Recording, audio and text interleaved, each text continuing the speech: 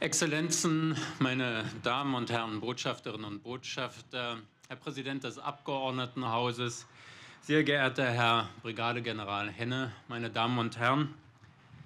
Die kurze Begrüßung macht es bereits deutlich. Wir begegnen uns heute an diesem Ort in ungewöhnlichen Zeiten.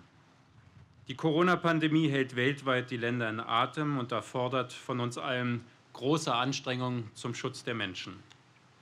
Viele Ältere fühlen sich in diesen Tagen an die Zeit des Krieges erinnert, an die Unsicherheit, an das Gefühl, dem Geschehen ausgeliefert zu sein.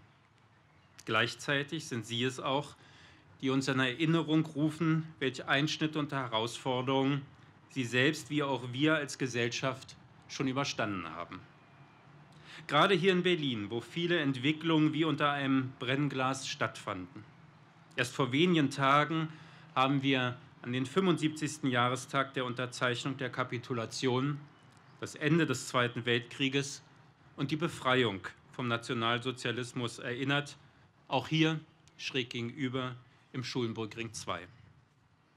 Heute stehen wir hier, um uns ein Ereignis in Erinnerung zu rufen, das mit dem Ende des Zweiten Weltkrieges in enger Verbindung steht.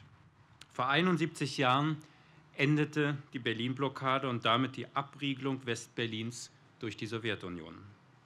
Für rund 2 Millionen Berlinerinnen und Berliner endete damit eine Zeit der Unsicherheit und der Sorge, in der die Flugzeuge der Alliierten aber eben auch zu Himmelszeichen der Hoffnung wurden. Fast ein Jahr lang versorgten Piloten aus den Vereinigten Staaten, Großbritannien, Frankreich, Kanada, Südafrika, Neuseeland und Australien die Bevölkerung Westberlins mit allen lebenswichtigen Gütern und sendeten damit eine Botschaft der Mitmenschlichkeit und des Vertrauens in die Stadt, von der als NS-Schaltzentrale so viel Leid ausgegangen war.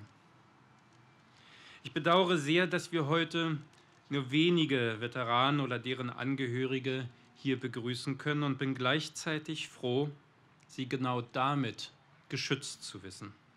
Und so sende ich Ihnen von hier aus einen herzlichen Gruß und die Botschaft, dass wir uns immer an Ihren großen Einsatz für die Überwindung der Blockade und für die Freiheit unserer Stadt erinnern werden. Aber wir gedenken natürlich auch der vielen Opfer, die mit diesem Akt der Solidarität verbunden waren. Es war eine unglaubliche Hilfeleistung, die in der Blockadezeit von den vielen Beteiligten an der Luftbrücke erbracht wurde und die uns heute fast unvorstellbar erscheint. Jeden Tag Tonnen von Kohle, Lebensmitteln und anderen Gütern, die über den Flughafen Tempelhof nach Westberlin gebracht wurden. Die dröhnenden Motoren der Flugzeuge der Luftbrücke wurden jeden Tag mehr und mehr zum Signal des Vertrauens, dass die Menschen in Westberlin nicht schutzlos waren. Und damit wandelte sich das Bild von den Besatzern zu dem von Beschützern und Freunden. Ein Wandel, der nur so wenige Jahre nach dem Ende des Zweiten Weltkrieges nicht erwartet werden konnte. Zugleich gelang es den Westmächten, die Westberlinerinnen und Berliner für die Werte der Freiheit und Demokratie zu öffnen und damit einen Mosaikstein der Westannäherung zu setzen. Berlins Bürgermeister Ernst Reuter hatte die enorme Bedeutung der Ereignisse und die damit verbundene Entscheidungsfrage bereits wenige Monate nach Beginn der Blockade bekräftigt. Es ging um das, wie er es nannte, unzerstörbare Einstehen für die gemeinsamen Ideale, um die Freiheit und um die Zukunft Berlins.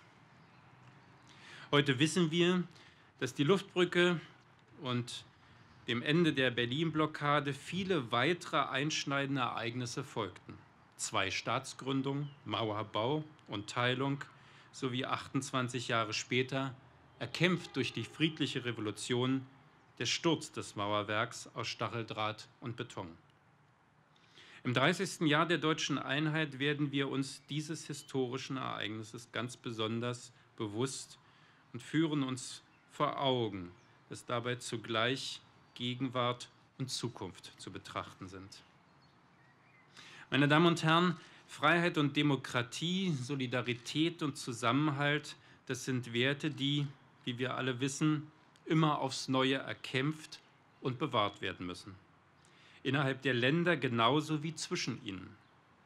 Längst ist Solidarität nicht mehr ohne das gemeinsame Zusammenwirken der Länder zu erreichen. Weder in Europa noch weltweit. Wir stehen alle vor gemeinsamen Fragen, die nur gemeinsam gelöst werden können. Klimawandel, Globalisierung, Flucht und Hunger. Und wir erleben gerade jetzt, in diesen Zeiten der Corona-Pandemie, einmal mehr, wie wichtig es ist, einander zu helfen, zusammenzustehen, Wissen zu tauschen und voneinander zu lernen. Nicht nur die Überwindung der Pandemie, auch die weitere Zukunft unserer Länder wird davon abhängen, inwieweit es uns gelingt, nationale Egoismen zu überwinden und in einer bereits so vielfach vernetzten Welt auch gemeinsam und vernetzt zu wirken.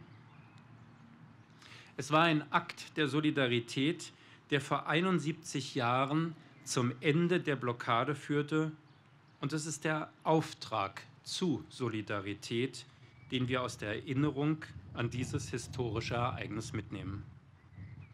Wir stehen gemeinsam vor vielen Herausforderungen und ich bin mir sicher, gemeinsam können und werden wir sie meistern.